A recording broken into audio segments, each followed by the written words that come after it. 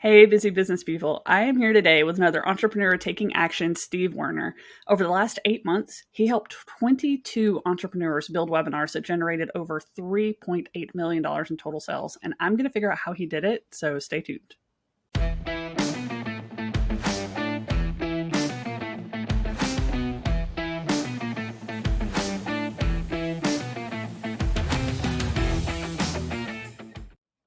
Okay, so to kick things off, now 3.8 million in sales. I did the math on that, and I don't like doing math, but I did the math on that. That's over 170,000 on average for the 22 entrepreneurs in the program. Like, did they have anything special going for them that came into this? Like personality services? Like, what were they? Sure.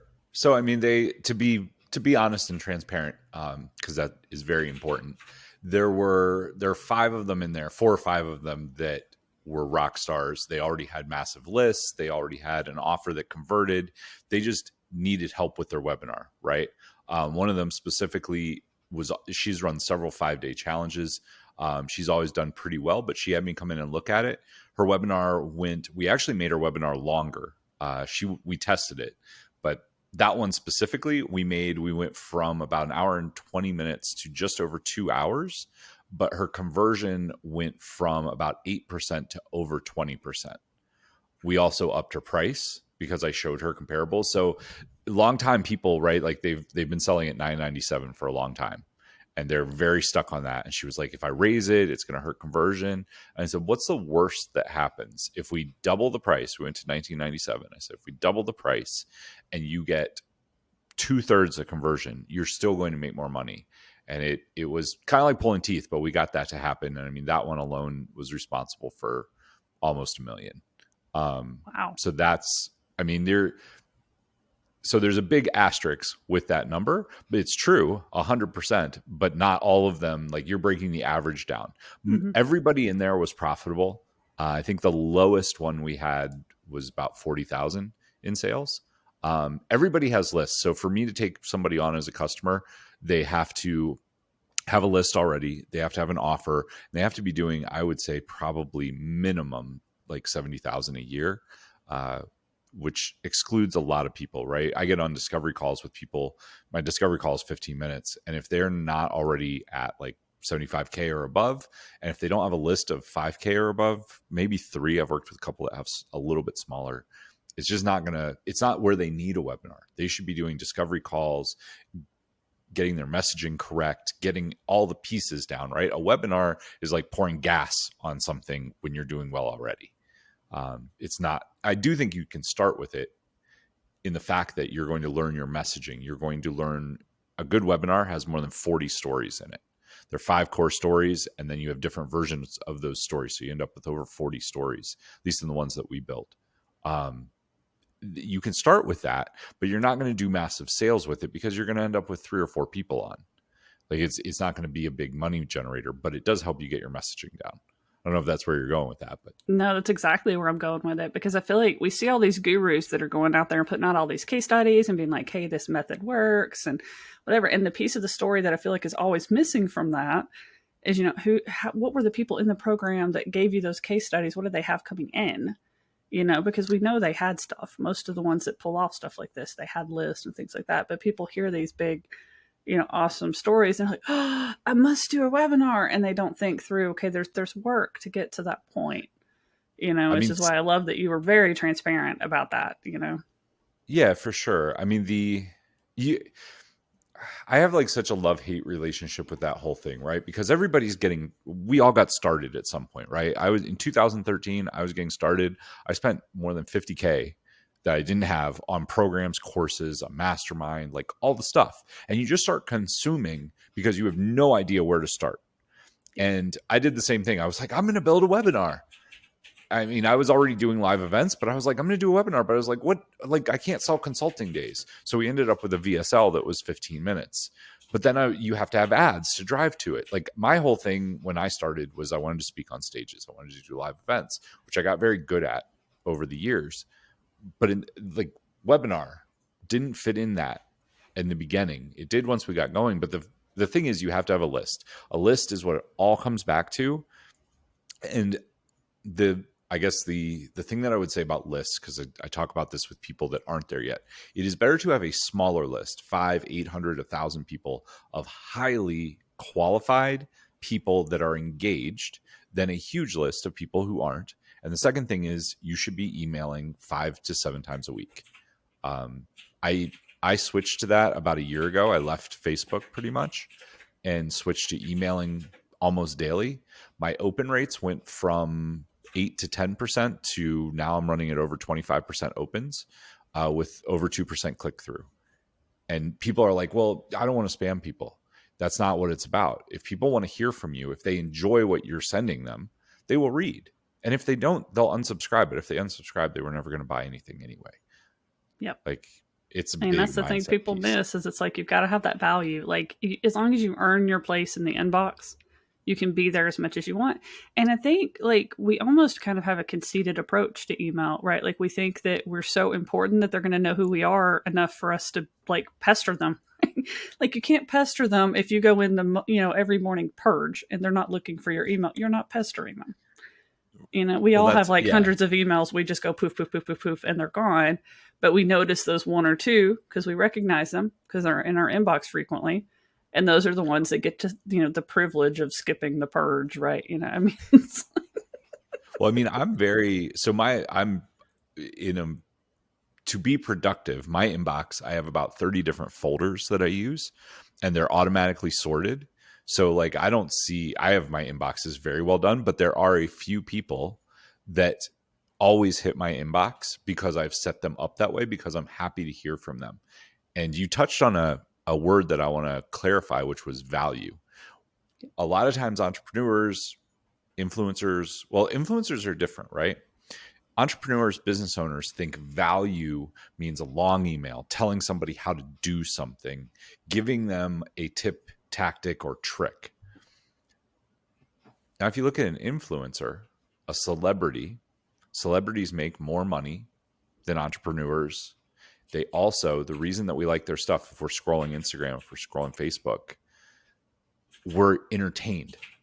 My emails, sometimes I send just a joke. Hey, here's the joke for the day. Hope I made you laugh. Have an awesome day. yep. Those emails usually have like a 40% open rate and they still have a call to action because I put the call to action in the PS. But people read them and they get like some of those. I had one that hit like a 5% click through rate on a $37 product just from telling a joke. That's valuable. So think about what I always tell people is, what do you open when it hits your email box? That doesn't mean that you don't occasionally do the email that tells them how to do something, but not every email has to tell them how to do something, how to fix a problem, how to make more money, how to get more clients. Tell them a story about your life. Like the know, like, trust factor. We talked about that a little bit off camera. Mm-hmm. If you want a higher know, like, trust factor, be personal. Like, get personal. Share with them something from your personal life, a little story about your personal life. I talk about running. I talk about restaurants I've eaten at. I talk about meeting people. I talk about problem clients. Like talking about problem clients, we're way off the subject of webinars, but I don't really mind. Talking about problem clients is one of the best things you can do in an email because you will get less problem clients because people will be like, I don't want to be like that jackass. Like they really will, right? Because what do they Yep. want? They want your attention. They want to be in your good graces. So if you say, I hate people that blah, blah, blah, I have this client and this is what they did. And like, it just was a huge pain in the ass. So I fired her as a client. Yep. People are like, ooh, Well, one, they and some respect people your don't even time. realize they're doing it, and it's like when you call out the behavior, But they're like, "Oh, that might have been me yesterday," yeah, and like they don't even realize it. but you're like setting. So those are all stories that you can tell. Email, hands down. If you don't have a big list, start emailing more. They will actually share your emails. I get people who share my emails and people opt in through that. But also, like, growing your list is the first thing to having a webinar. If you have a list, I would say minimum. We did a webinar with a girl who's a good friend of mine. She has a list of about 2,200. Her webinar, when she put it out, she did a little over 20,000. I think she did 22, 23,000 on the webinar that we built to her list. Then I had her do it to my list. We did another like 20K. just with a small launch. But now she's taking that and she's going around to other people because it's valuable. She's got proven metrics. She knows we put this many people on. This is what we're going to end up with. This is the number of sales. These are the testimonials that I have from me. Then the testimonials from the people who have gone through it. Once you have it and it's going, you can take it. I mean, you can do a roadshow with it. You can go to any good person that has a list, show them your metrics, and they'll be happy to put you on. I do one a month with a guest because if they have a proven offer, I'm happy to put you in front of my audience. Deliver value. People are going to pay for it. We'll both make money. Everybody's happy. The customer's happy because they got something that is valuable that helps them reach where they're going. I'm happy because I provided value to my audience and I made money for it. And you as the influencer are happy because you're selling your product and you didn't have to use Facebook ads. Yeah. Like, I know that's a whole push right now, like especially with like the iOS update making Facebook ads not work as well. Like they've been talking about that at Traffic and Conversion Summit. They've been talking about it all over Digital Marketer and Scalable, that making those strategic partnerships is really valuable, especially when you have something like a webinar or a challenge or like I've been lumping all of those things into value and advance offers. That's basically my label I've been giving all of those because they're all kind of the same thing, right? Workshops, webinars, challenges, like it accomplishes the same thing. Teach someone something, deliver a lot of value, make an ask.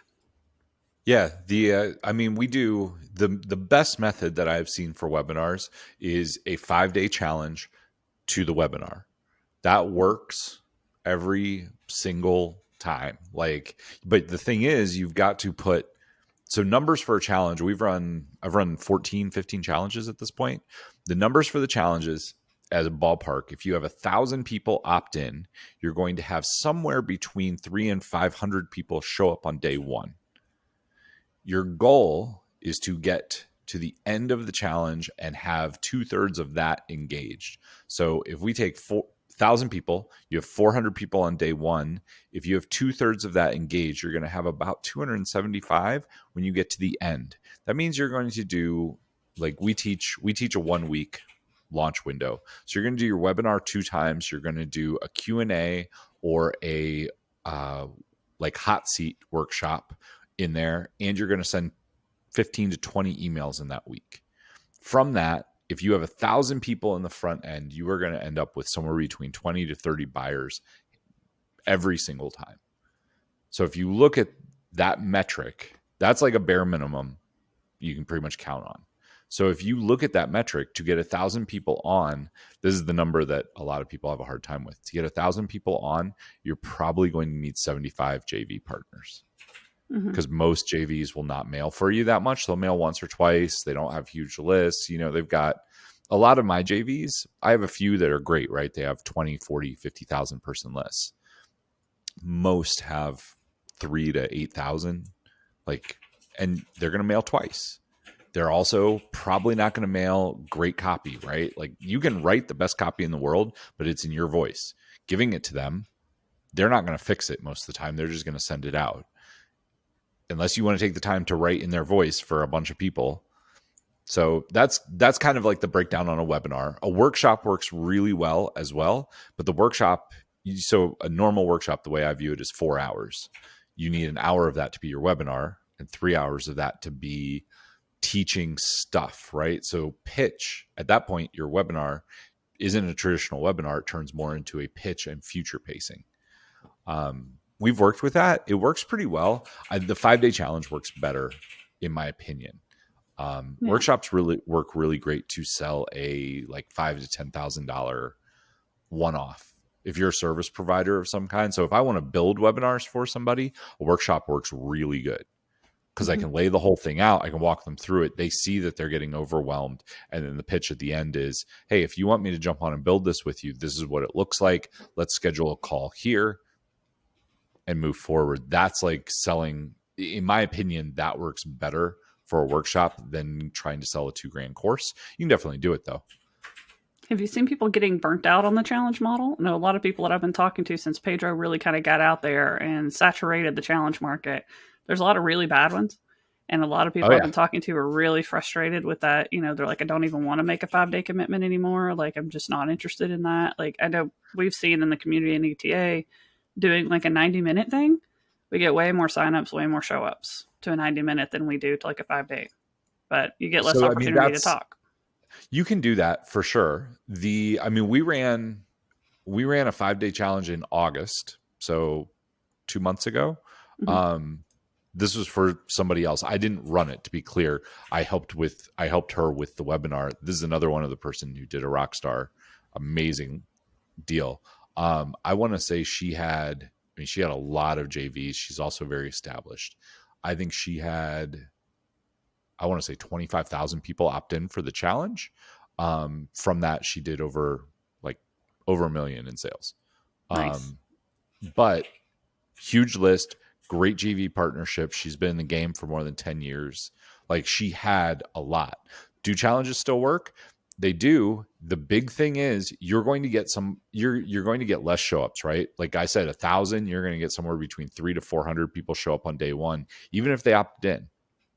But the benefit, if you do it correctly, day one, if you show up, the thing is, like, to be really blunt, there are shitty everythings, right? There are shitty courses, there are shitty webinars, there are shitty challenges, there are shitty workshops, and there's just more. Like, if you think that stuff's going away, we're going to see 10 times that in the next 2 years, because everybody is now, I want to work from home. I don't want to work for anybody else. I'm a coach. I'm a consultant. You should listen to me. Like that, the noise in the marketplace is not going anywhere.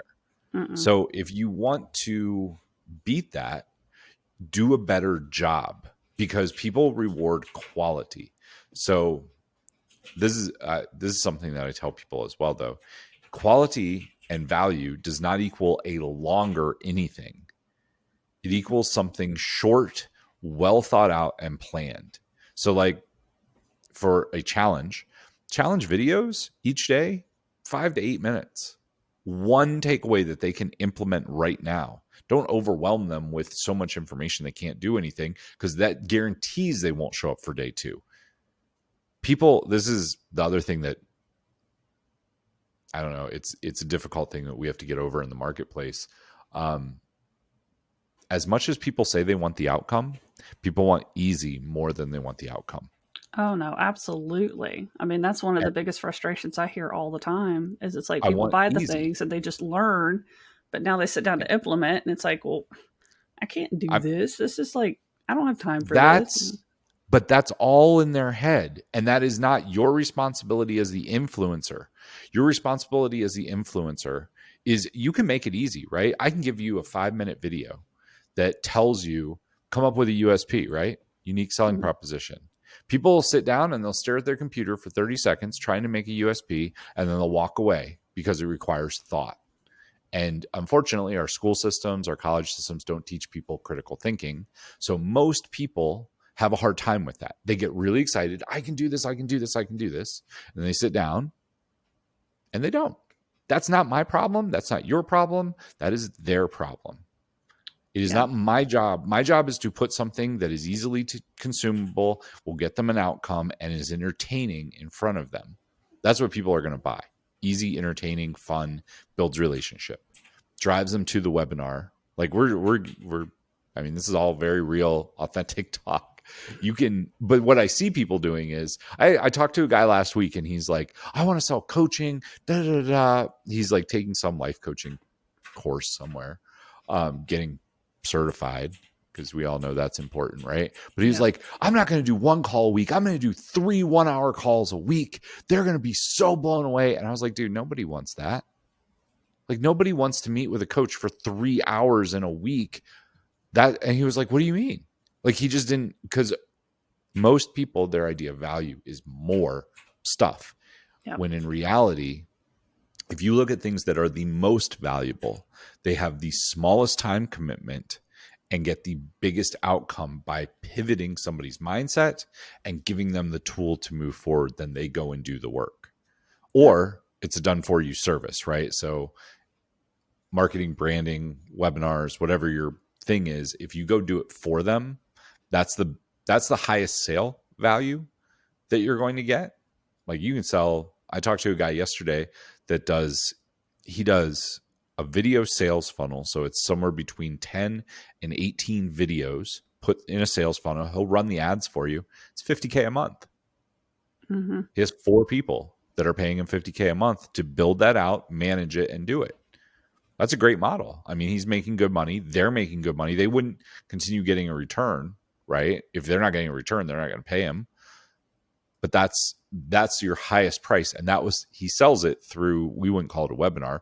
We would call it a VSL to a sales call, but it could be a webinar. It's the same thing.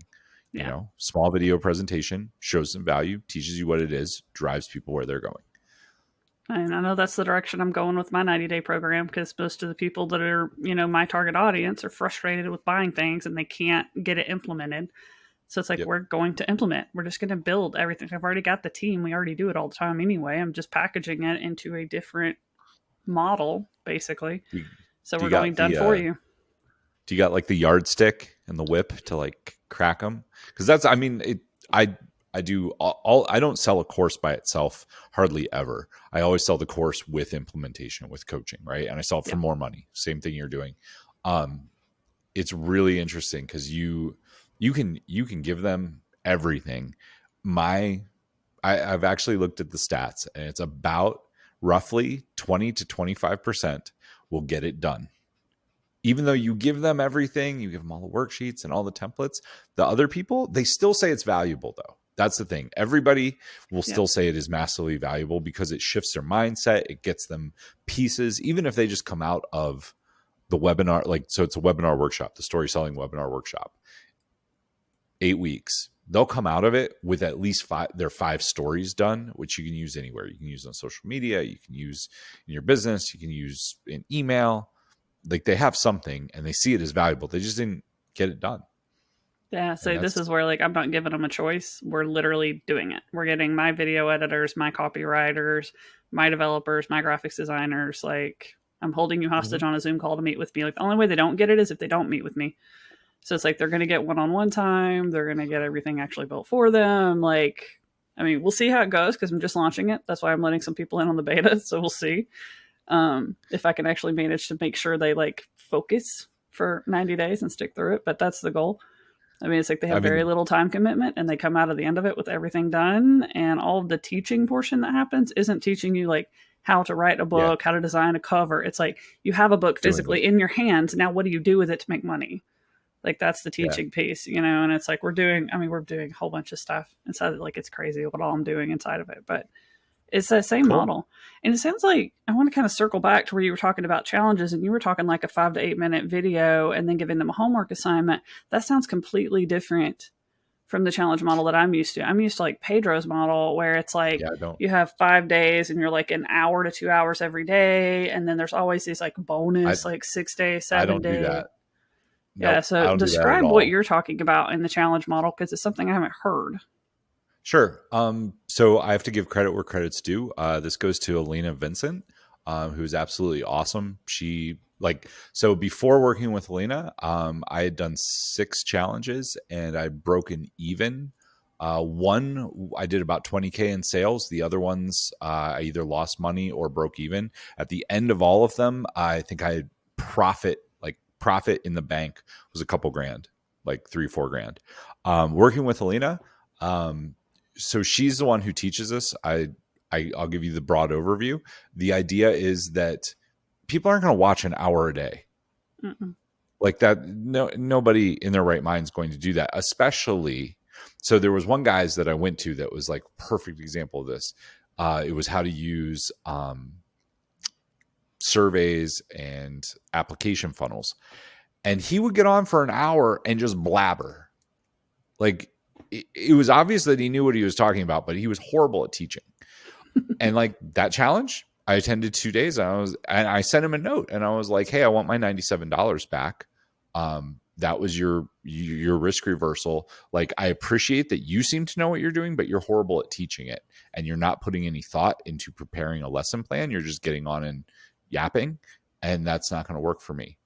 And he refunded his money and apologized. Hats off to him. So going back, so what's the real point of a challenge? I'll ask you. I think you'll I get this mean, right. I know like all the Pedro stuff and everything he's been teaching, and it's really to help them take some immediate action, build know, like, and trust over the course of multiple days, and then get them to take the next action that you're asking them to take. I mean, so it's like you kind of got the marketing perspective on it, which is obviously to sell the thing at the end and build know, like, and trust. And then you've got what the person gets out of it, which they're supposed to execute something. Like it's supposed to be very specific, like achieve X and Y days for free on like a free 5-day challenge kind of deal. They should achieve the thing. I will say that I don't think I've seen one where that actually happens yet. But Okay, so that's perfect. That's what you're trying to do more than anything is build the know, like, trust factor. That's the core. The idea of having them get an outcome is great. The outcome, though, this is the thing that I think Pedro misses. You and I, whatever we're going to teach, right? If I'm teaching webinars, I'm at a level 10. I've put 10,000 hours into stage presentations, breaking down stage presentations, doing all of that. Most people coming into your challenge, even if they have a successful business, the reason they're there is because they are at a level 1 or 2.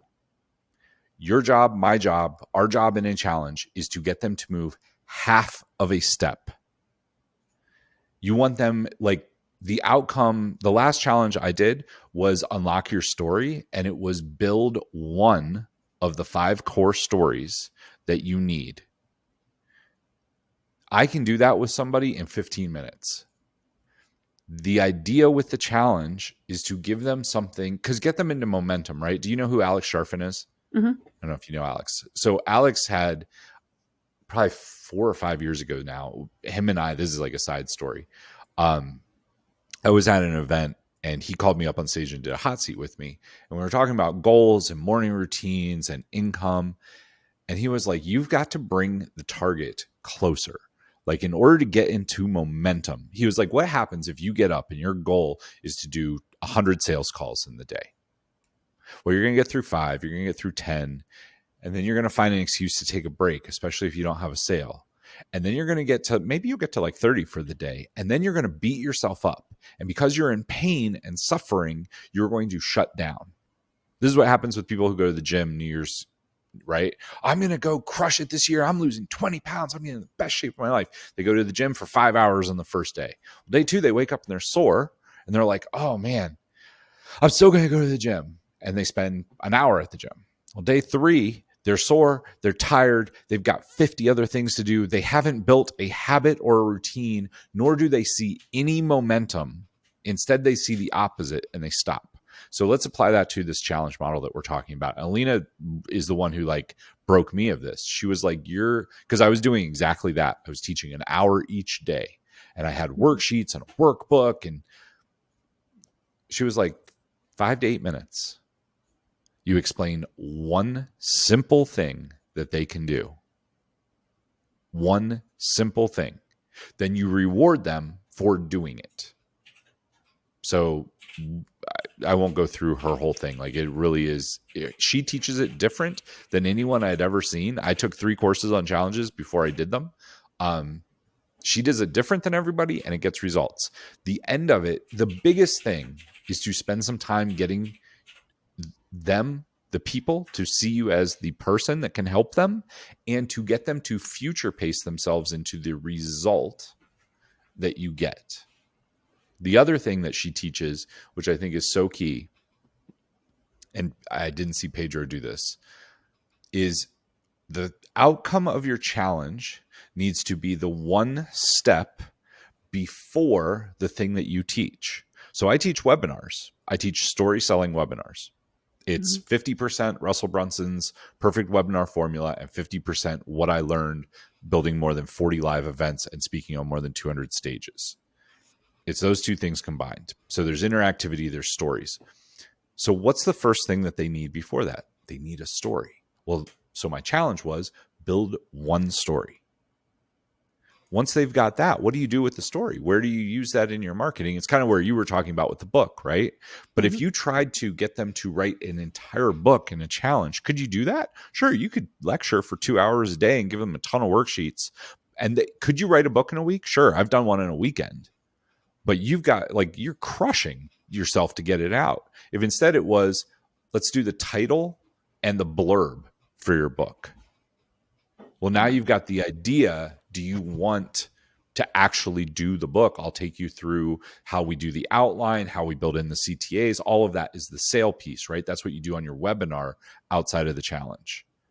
And like when Alina, like those two things that Alina like shifted for me, the next challenge that we did over 50K in sales, like right out of the gate with like the first one, I was like, I don't know how this is going to work. I had burned out a lot of JV, not burned out. Like they were still willing to work with me, but they literally just promoted me 2 months before. So I didn't have a lot of JVs. We had about 480 people register. We had 250 show up on day one. The first webinar that we did, we had 45 people. The second one, we had 30, like mid 30s,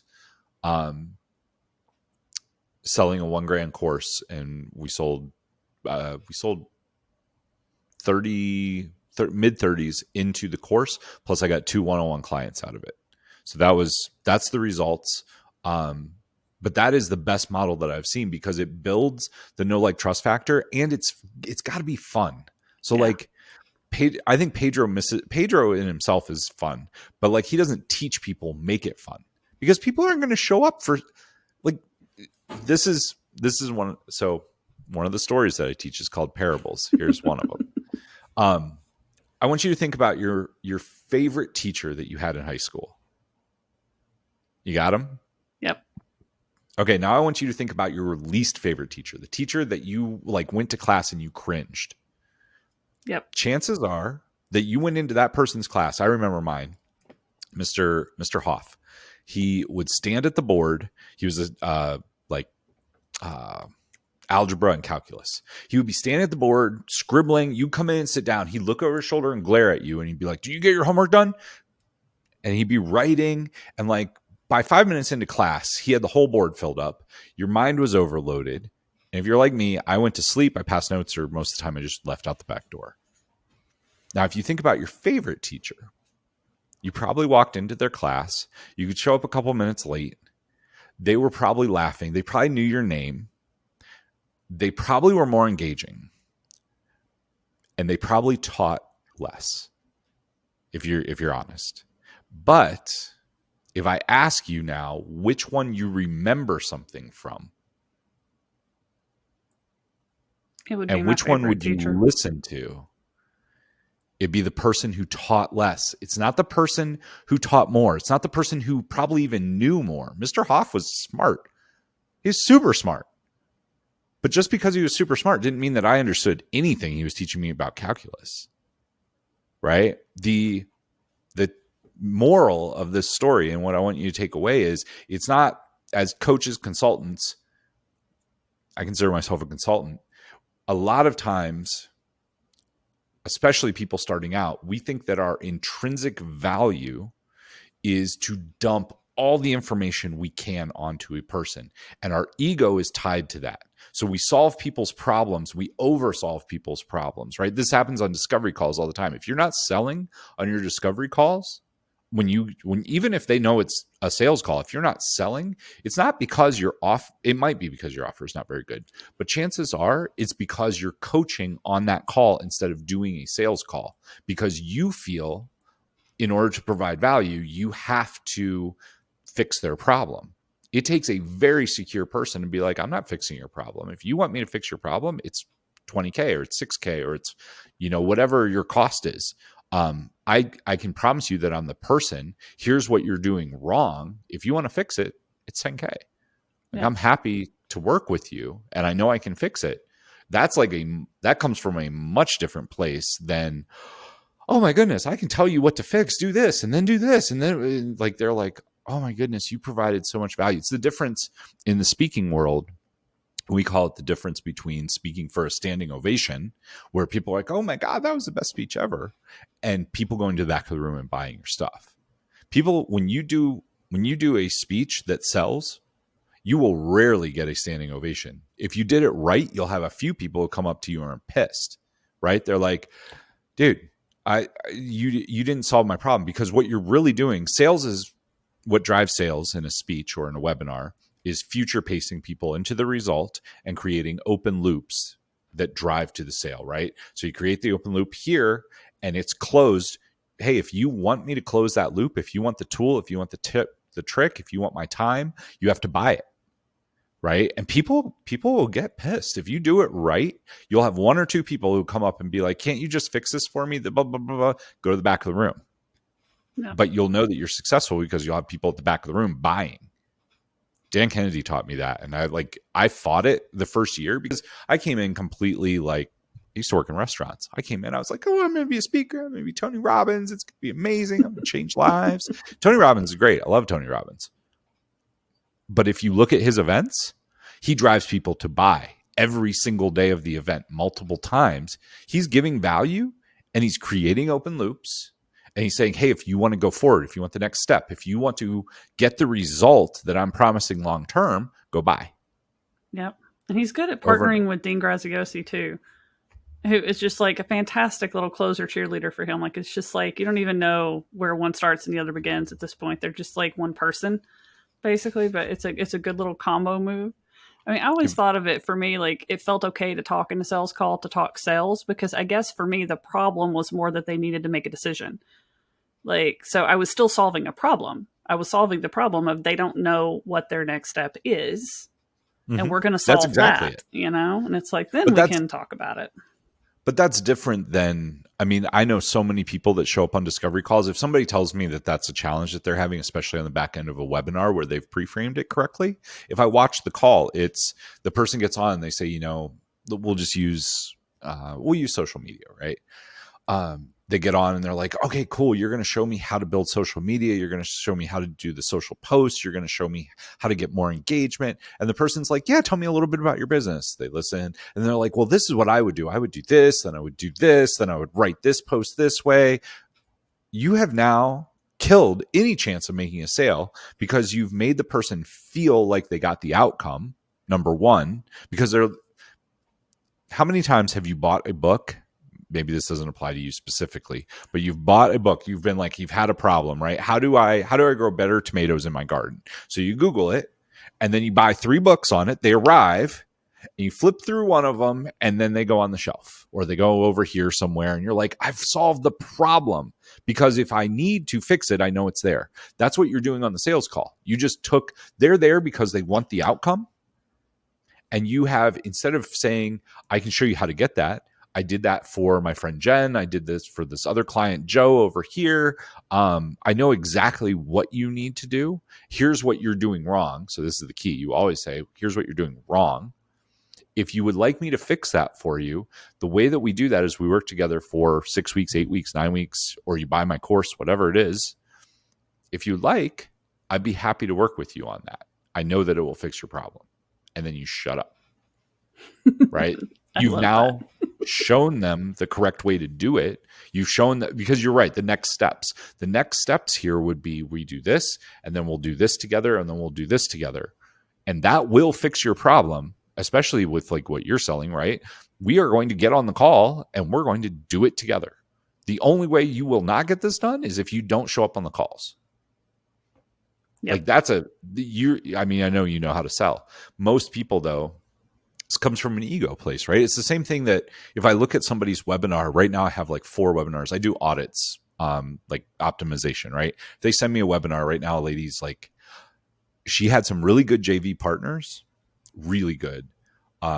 She had 800 people on her webinar and 3 sales.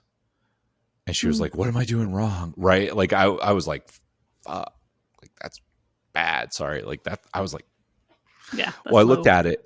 And she literally starts no stories and just starts teaching. And like she teaches for an hour and then's like, if you'd like to buy the course, you can go here. Like no stack, no open loops. And I'm like, no wonder nobody's buying. Like you literally taught for an hour and a half. People are overwhelmed. They know you know what you're talking about, but you also just, if they took good notes, you gave them 90% of it. And then you're like, go buy it.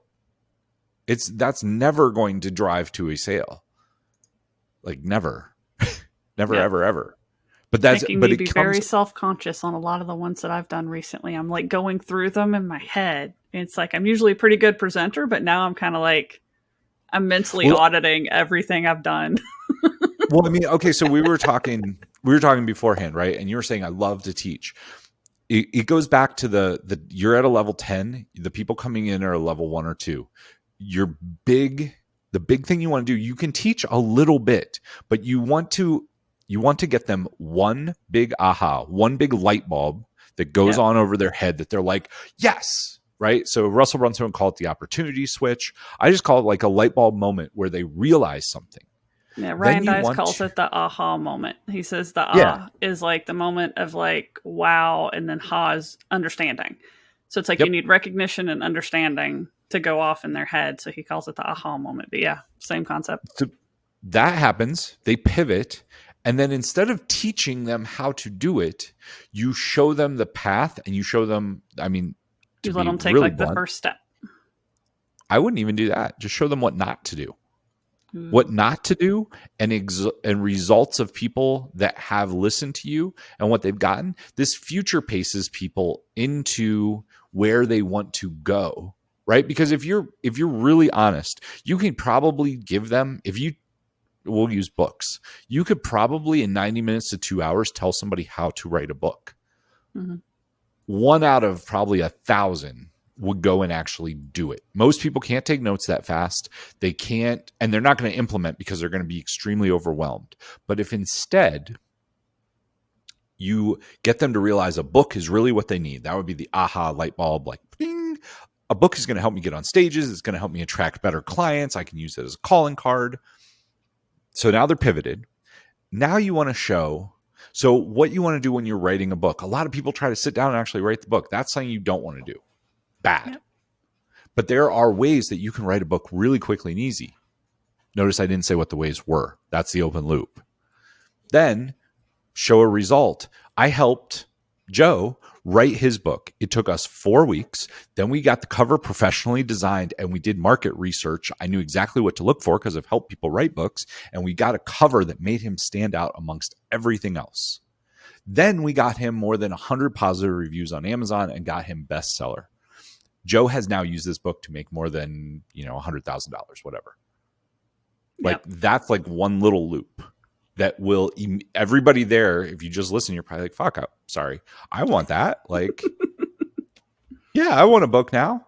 Books are great. Books will get you on stages. Books will get you in front of customers that you could never get anywhere else if you're willing to do the work to write it and to mail it to people. Great, great tool. Yep. I try to write a book every year. That's different than teaching. A lot of people think, well, I'm just going to teach because I'm really good at it, and it's a completely different skill set. I learned this the hard way. The very first speech that I ever gave on stage, I spent 3 months building it. I was so nervous and like so excited. I spent like so much time and energy, and exactly what I'm up on stage just teaching, and like I look out the front row, there's like one guy drooling, one lady taking notes like crazy, and 3 people going out the back door. I was like, why are they leaving? I went and found them. So first off, I get to the end and like everyone was overwhelmed because I literally crammed all of my knowledge into like 60 minutes. But I went and found the people that left and I was like, hey, did I say something to offend you? And they were like, dude, I was so overwhelmed. Like my brain was shutting down. And like, I didn't realize that until probably, I don't know, a year, 18 months later. I went and I ended up joining Dan Kennedy's program. And Dan, if you don't know Dan, crotchety old man, bad grandpa meets like rock star marketer from the 70s is the best way to That is describe Dan. accurate. Like, but first off, he called me an idiot. Like I told him my story. I was like, I held a live event. I made like $9,000. I thought I was awesome. He was like, dude, he would like literally like shook his head and he kind of stutters. And he's like, you're an idiot. And like, he's shaking a little bit. I was like, what? I was like, I paid a couple grand to go to his conference and then like a couple $100 to sit at his lunch table so I could ask him one question. And he just told me I'm an idiot. But then I ended up joining his program and he's like, he just laid out kind of what we did. Cause I told him about that event and he was like, yeah, you taught too much. He was like, don't teach anything. He was like, you're overwhelming people. He was like, what you taught in 60 minutes was enough to cover a 3-day event. He's like, you're not using stories, you're not future pacing, you're not creating open loops, like all of that stuff. I learned a ton from Dan, and then I learned from Frank Kern, and then I learned from Russell.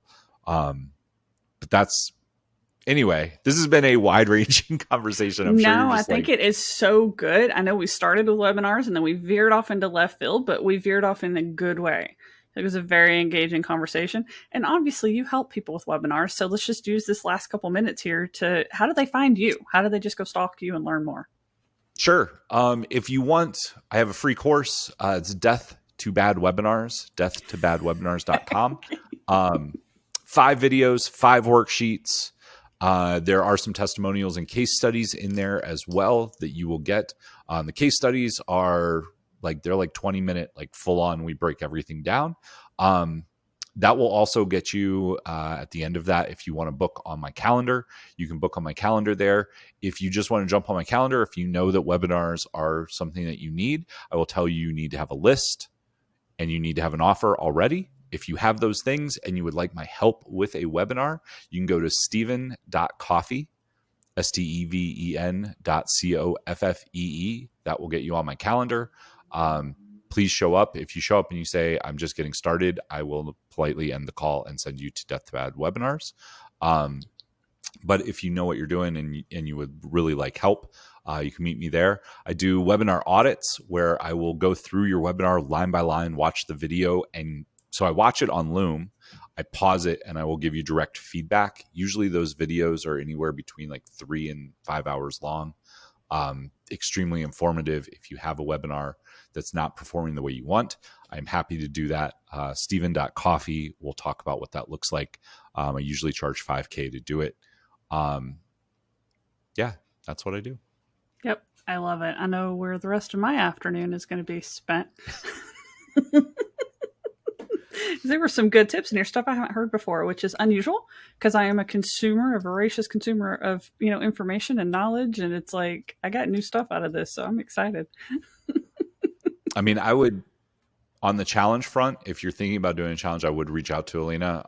She was absolutely great to work with. Tell her I sent you.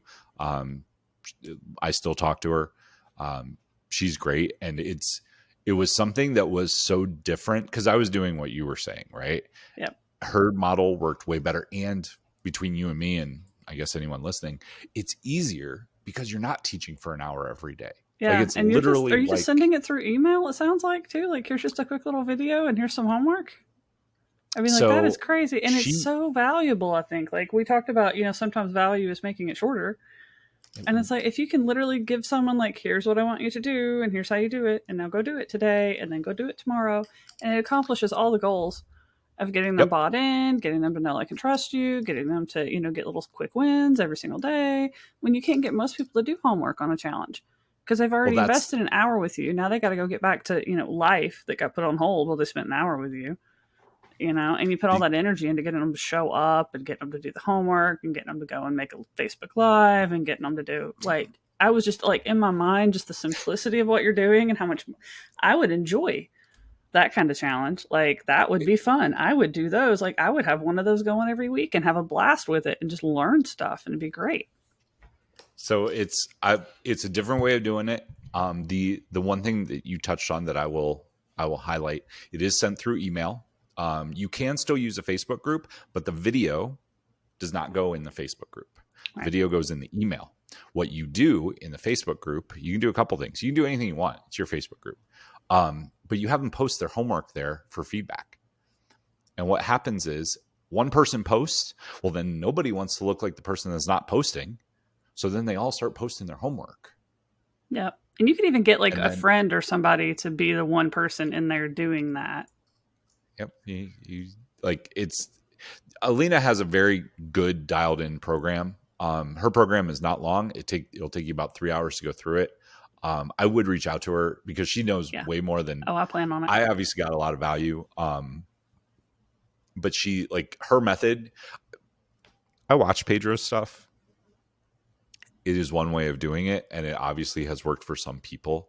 I think there are people that I think Oh yeah, there's just a like lot anything. of people, like people that I've talked to that were on his team even. It would be surprised. They would be surprised if 10% of the people that signed up and bought the things actually got the result, like got any Yeah, result, like even got it off the ground. any Like, result, yeah, any, which is because crazy you to show me. up. Well, I mean, sadly, I mean, we're circling back, but sadly, most people who are doing the 5-day challenges following that model are not far enough along in their business. If Mm-mm. you spoke, I mean, once you've spoke on 30, 40 stages and you have what you're doing down, it's great. But like the guy that I signed up for, he has, in his defense, he has a $10 million a year agency. He knows what he is doing. That's why I signed up. I was like, I can learn something from him.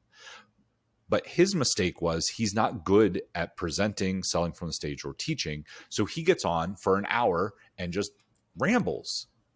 Well, I'm not going to listen to that crap. Like, you listen to people who have bad podcasts, right? What do? They get on and blah, blah, blah, blah, and you're like, fuck, I'm not listening to that. Yeah, well, Sorry, I that's why I shouldn't even cuss so set out much. to be different on this one. I was like, I want to find someone who's doing something cool and let's pick apart how they did it, because the value you get out of that, like It, 20, 30, 45. Well, I mean, we've been going for 50 minutes now. The value you get out of yep, that is like poof versus like, right. hi, how are you? What do you do? Yeah, it's nobody cares. That's You know, exactly. now they I care mean, that. because now they've listened to you and they're like, holy cow, if I didn't know who Steve Werner was, I need to know who Steve Werner. Even I'm like, woo. Like I know So you on a whole I'm. new level, even after I stalked you online before we did this. So I mean, I've made a very conscious choice to move away from Facebook and move away from online in general. I started in the speaking space. I had a digital agency for a while, built Facebook ads. So I would speak, I put together a small event, 30 to 50 people, and I would sell a Facebook ads agency. I did that for several years. I got really burned out on Facebook ads, and I moved. Like, I was one of those people that was posting and doing all the crap on Facebook, and I was like, this is dumb. Like, so 2 years ago I was like, this is dumb. I started moving away. I would say about 8 months ago, 8 or 9, maybe almost a year now, I just was like, you know what, I will post personal things on my Facebook, but I'm done doing the marketing stuff. And I'm also done, like, I took it off my phone. I like stopped checking I don't need that. Like, if you're my friend, you have my cell phone number. You can call me. You can send me a text. I'll go get dinner with you. I speak at live events. Even during COVID. During COVID, I spoke at 4 live events. That's how people know me. And I would rather be less known, but the people who know me know what I do and know that I'm high quality. I mean, that's my email list. That's everything that I do. If you guys join my email list, you'll see send out short stories, jokes, quotes, some teaching, all of that stuff. But it's a much different way, and I'm going to be interested to see, because I don't think I know the noise is online is not going to get less. I know it's going to get more. Um, yeah, but but that just means you there's have that to wide. make your circle smaller and your message louder. Like you've really got to start solving a very specific problem for a very specific group of people. Yep. And then, I I mean, mean, like so it's many people don't even know what people do. Like it's crazy to me in these networking groups. You'll spend like hours every week with some of these people. And then if somebody asks you, what does that person do? You're like, yeah, I don't I really don't know. know. They seem to be a really cool guy, but like I couldn't tell you. I have not a clue what they do or who they do. It's like, you can't, you're not going to get referrals. You're not going to get a business. Like you're wasting your time. Like they need to get it down to where somebody can say, oh, you're like, 3 words. Yeah, webinars, direct Yep. sales, like whatever it is, you should be known for it. And like, we could spend all Oh day yeah, we could talking keep going about for hours and hours and hours. So we have your stuff. Like I'm gonna go stalk you. I'm gonna encourage everybody else to go stalk you because I've heard things here that I've never heard before, which like I said is rare for me. It happens occasionally, but it's not common. So it's good stuff. So thank you so much for letting me kidnap you for like a full hour here. It's been absolutely amazing. No worries. It is my pleasure. This was a fun conversation. Um, it was great. Awesome. So, like, guys, entrepreneurs, this is your call to take action, right? Join our community at etatoday.zone and learn how to build a business that enables your lifestyle instead of taking over your life, where you get snippets from great people like Steve all the time.